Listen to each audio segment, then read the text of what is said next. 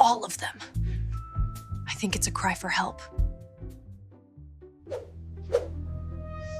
No, you have to be firm with him. My dog flincher says you should make him spell something. If he spells fine, he's fine.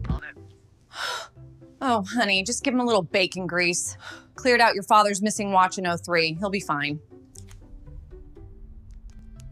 Dog ate Scrabble tiles. Is this something to worry about?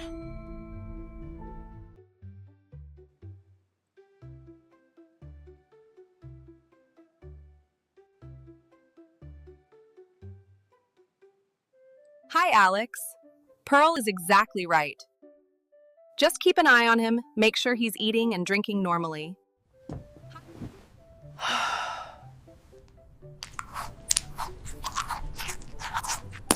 Get certainty. Find your answer at pearl.com.